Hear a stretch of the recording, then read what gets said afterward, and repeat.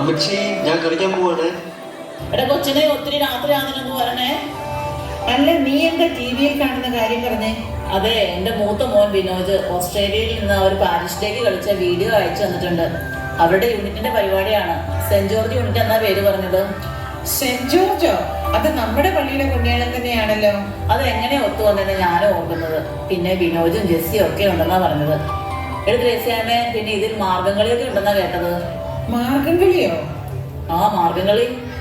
എടി, നീ ഓർക്കുന്നുണ്ടോ നമ്മളന്ന് കത്തീഡ്രൽ പള്ളിയിൽ വെച്ച് മാർഗംകളി കളിച്ചപ്പോഴാണ് എന്റെ ബെന്നിച്ചാൻ എന്നെ ആദ്യമായി കാണുന്നത്. പൂവാടി, ഓർക്കുന്നുണ്ട്. അല്ലേലും നമ്മൾ രണ്ടും അന്നേ സുന്ദരികളായിരുന്നില്ലേ? അന്ന് മാത്രമല്ല, ഇപ്പോഴും സുന്ദരികളൊക്കെ തന്നെയാ. ആരായാലും ഒന്ന് നോക്കും. ഇപ്പോഴത്തെ പിള്ളേർ എങ്ങനെയായിരിക്കും മാർഗംകളി കളിക്കാം? എന്തായാലും നമുക്കൊന്ന് കണ്ടു നോക്കാന്നേ. എടുത്ത് രസ്യാമേ, എനിക്ക് ചായ വേണോ? നമുക്ക് ഇത് കണ്ടിട്ട് ചായ കുടിക്കാടി. എന്നെക്കാളും ധൃതി നിനക്കാണല്ലോ. പണ്ട് എന്റെ മോൻ സൗദിയിലായിരുന്നപ്പോൾ പറയുമായിരുന്നു ഞായറാഴ്ച കുർബാന കൂടാൻ പോലും പറ്റില്ല എന്ന്. ഇപ്പോൾ അവിടെ ഓസ്ട്രേലിയൻ നാട്ടിലേക്കാളും ആഘോഷങ്ങളാണ്. ദൈവത്തിന് എത്ര നന്ദി പറഞ്ഞാലും മതിയാവുക. ആ എടി വാ, നമുക്ക് ആ കസേരയിൽ പോയിരുന്ന് കാണാം.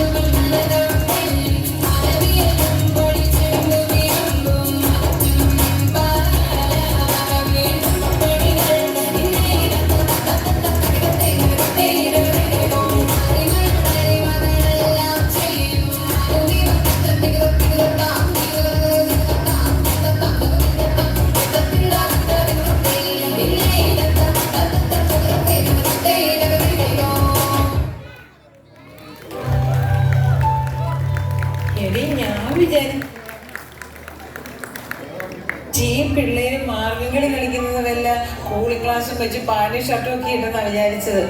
അതേടി പിള്ളേര് തകർത്തല്ലോ, നല്ല ഭംഗിയായിട്ട് കളിച്ചു. എടി മാർഗംകളി ഇവർ ഇത്രയും നന്നായിട്ട് കളിച്ചെങ്കില് ഇനിയും വരുന്ന പ്രോഗ്രാം ഒക്കെ എന്തോ ആയിരിക്കും. എന്തായാലും നമുക്ക് ഇന്ന് കാണാടി.